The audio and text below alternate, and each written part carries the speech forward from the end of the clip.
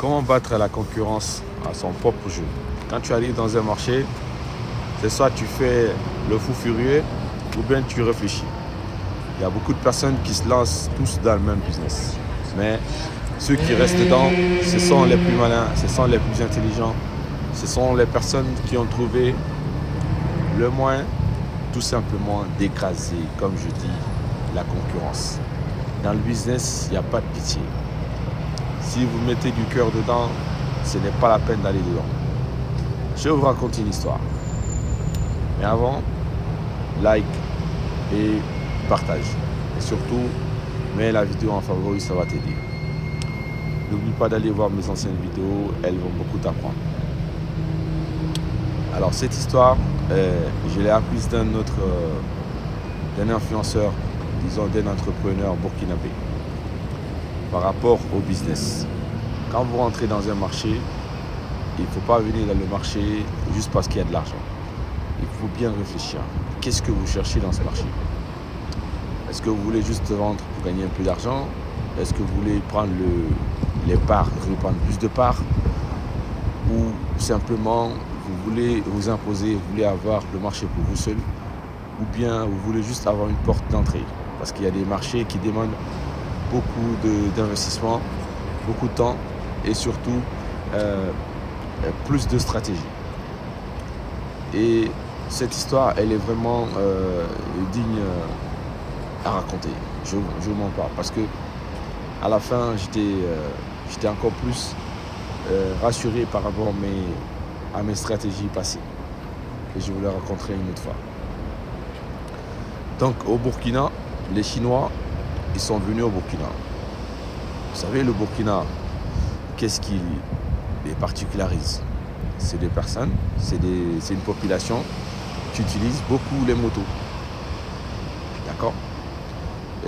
Non, plutôt, c'est une population qui, au début, avant qu'on ait toute cette manne de motos, qui utilisait beaucoup les ânes, les chevaux, les ânes, des trucs comme ça, des charrettes, pour déplacer leurs marchandises. Quand les Chinois sont venus, ils voulaient vendre leurs motos. Mais les populations avaient déjà un moyen pour pouvoir déplacer leurs trucs. Ils ont essayé, ils ont fait de la publicité, ils ont cassé les prix, mais ça ne marchait pas. Les Chinois sont repartis. Et vous savez, en Chine, il y a des laboratoires. Même les États-Unis prennent la tête quand les mecs rentrent dans leur laboratoire. Parce que ce qui sort là-bas, c'est de l'ingénierie pure et dure. C'est des experts, des vrais doctorats en stratégie.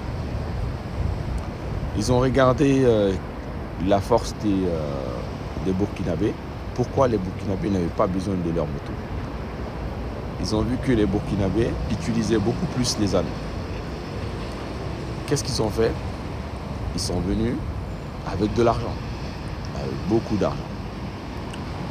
Ils ont dit que maintenant, ils veulent acheter des ânes.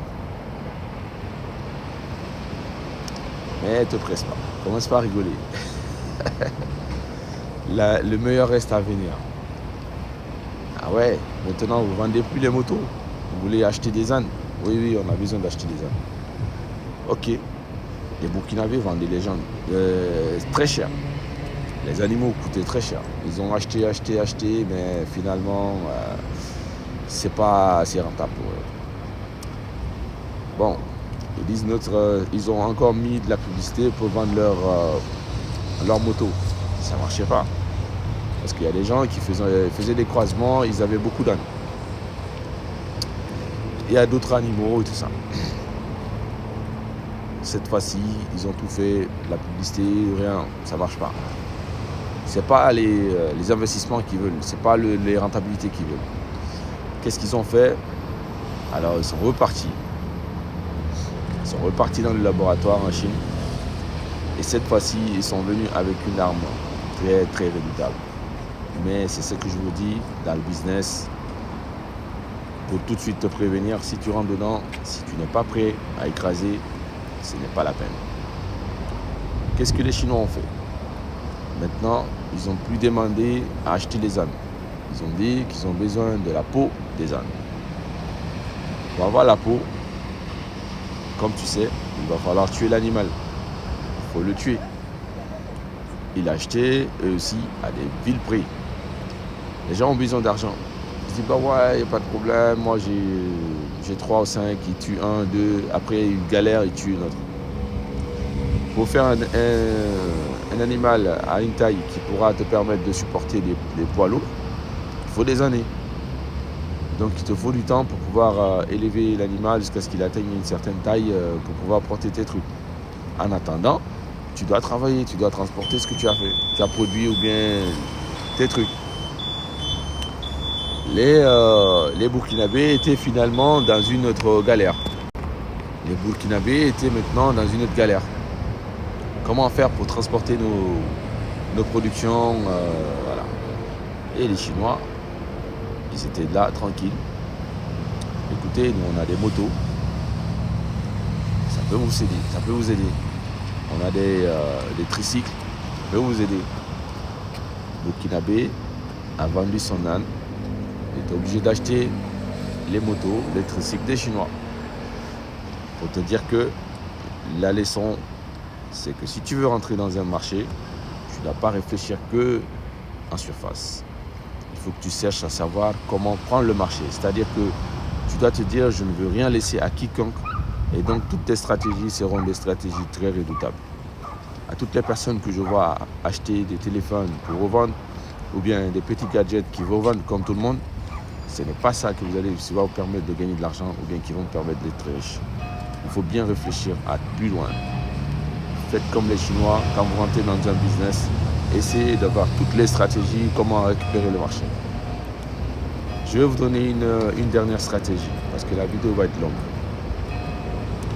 Par exemple, il y a des personnes, au lieu, supposons moi je suis à Conakry, d'accord, et qu'il y a des personnes qui vendent par exemple des écouteurs comme ça.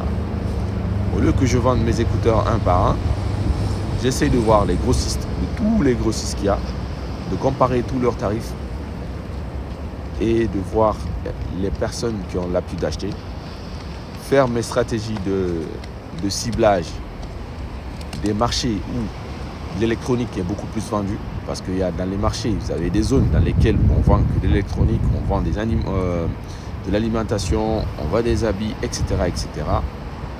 Il faut que vous cherchiez à savoir qui sont les acheteurs. D'accord? Et si vous arrivez à récupérer tous les grossistes, vous les avez dans votre main, c'est vous qui allez décider du prix de vente.